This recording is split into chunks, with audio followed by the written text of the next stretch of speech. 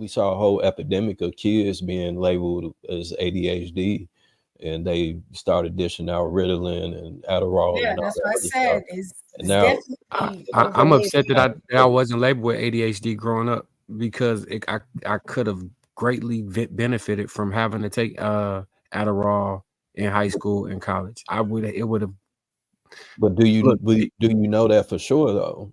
Yeah, because as I was an adult, I got diagnosed with it, and then I went and got medicine for it, and it changed my productivity level by like 1,000%. I mean, It changed this. but your brain was your brain, your body developed more. You know, I remember before taking it, then after. It was a clear difference. You ever seen the movie Limitless? yeah, absolutely.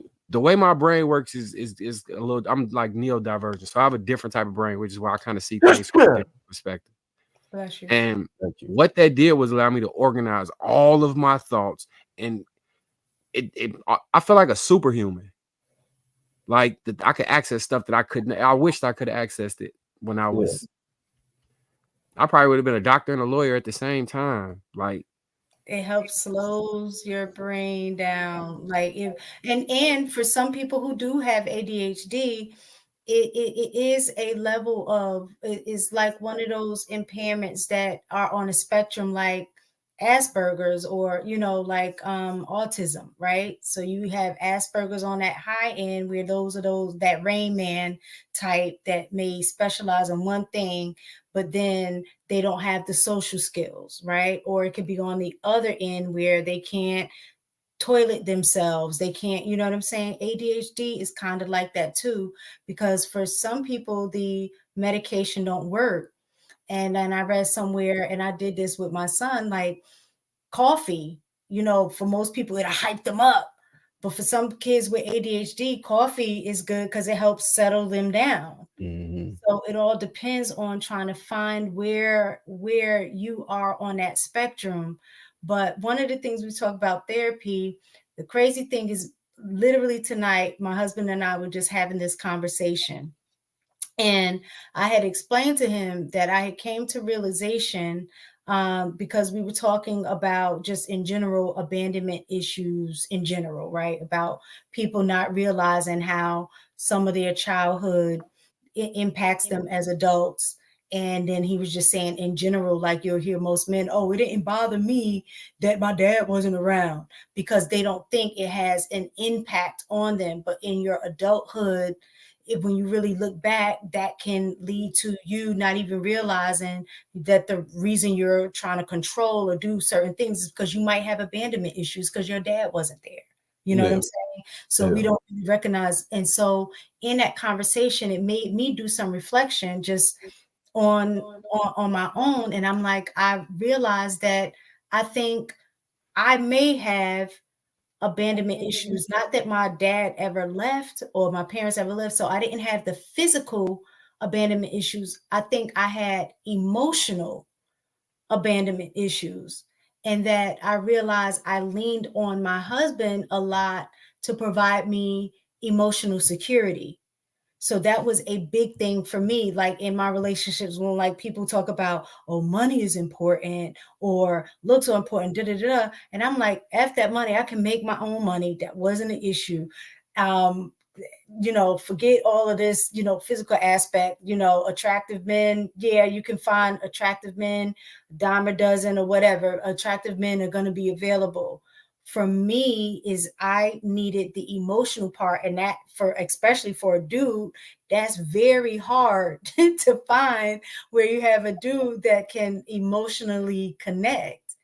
And I think I leaned on him a lot for that. So when I would tell him, like, that's why part of me dating and going out is not necessarily you spending money. It's about spending quality time because I feel more connected. Right. That's I mean, what, but that's right.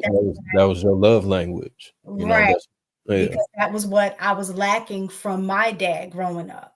And Right. so I looked to him to give that to me. So part of that is messed up on my end because I need to learn how to fulfill that within myself. I can't place that burden on him to fix it.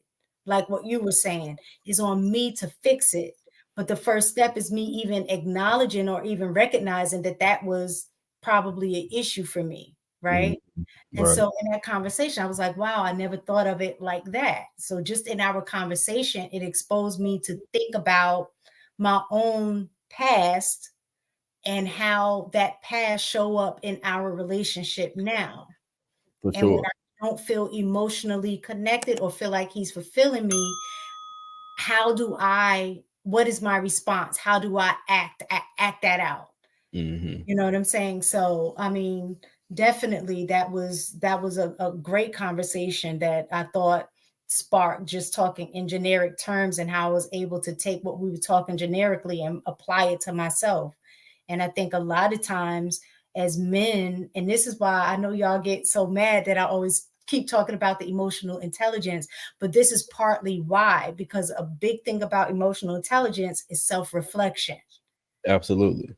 And so, in that self reflection, are you only reflecting on the things that matter to you, or are you reflecting on the things that will be beneficial to other people that you're in relationship with?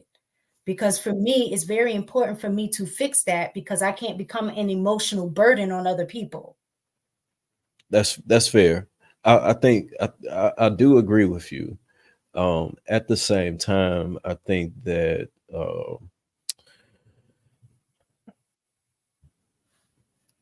at the same time, I think that um, in self reflection, and also having a spouse that does, and on both ends, that do create an environment for you to feel comfortable enough to do that.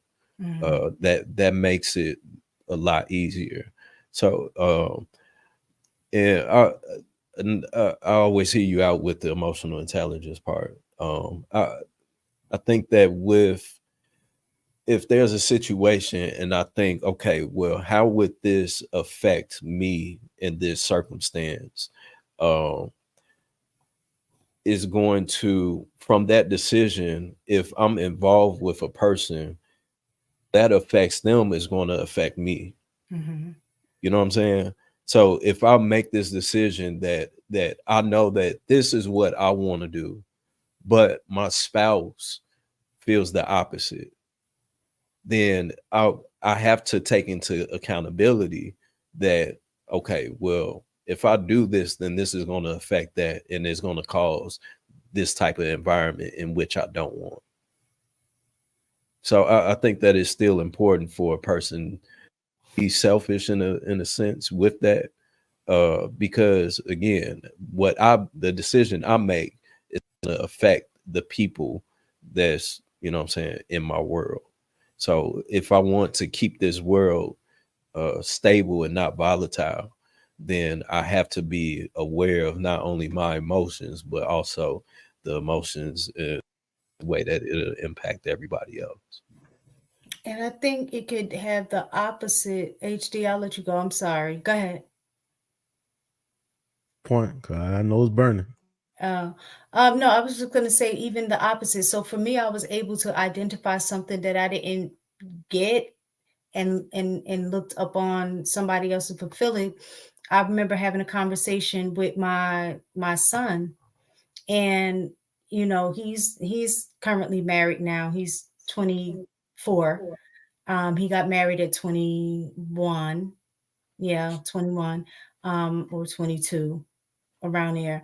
But one of the conversations we had was it was a situation where his wife was looking for emotional, I guess that connection or on that level.